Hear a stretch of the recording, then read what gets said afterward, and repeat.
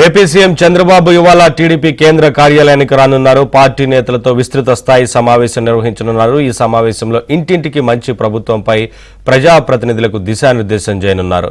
ఇసుక, మద్యం, గనులు వైసీపీ ప్రభుత్వంలో అడ్డగోలుగా అక్రమాలకు గురయ్యాయి. దీంతో వీటి నిర్వహణలో అప్రమత్తంగా ఉండాలని అధికారులను, వాటి జోలికి పోవద్దని టీడీపీ ఎమ్మెల్యేలను అధినేత చంద్రబాబు హెచ్చరిస్తూనే ఉన్నారు. దీంతో ఎమ్మెల్యేలు చాలా వరకు దారికి వచ్చినా కొందరు మాత్రం కట్టు తప్పుతున్నారు. పార్టీకి, ప్రభుత్వానికి తలనొప్పులు తెచ్చిపెడుతున్నారు. దీంతో ఇలాంటి వారిని గుర్తించి సరిచేయడానికి విస్తృత స్థాయి సమావేశం నిర్వహించనున్నారు.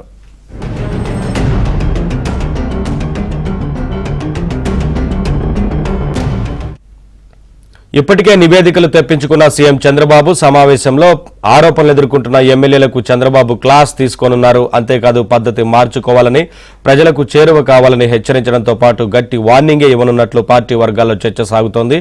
ఏడాది పాలన పూర్తి చేసుకున్న దరిమిలా ప్రజల్లో సానుకూల దృక్పథం పెంచే విధానాలపై వారికి దిశానిర్దేశం చేయనున్నారు.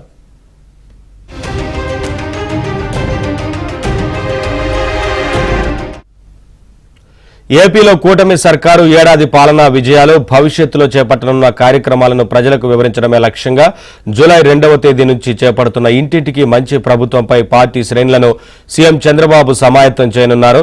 మంగళగిరిలోని టీడీపీ కేంద్ర కార్యాలయంలో చంద్రబాబు అధ్యక్షతన జరిగే ఈ సమావేశంలో మంత్రులు, ఎంపీలు, ఎమ్మెల్యేలు, ఎమ్మెల్సీలు, పార్టీ నియోజకవర్గ ఇన్ఛార్జీలు, పొలిట్ బ్యూరో సభ్యులు పాల్గొనున్నారు.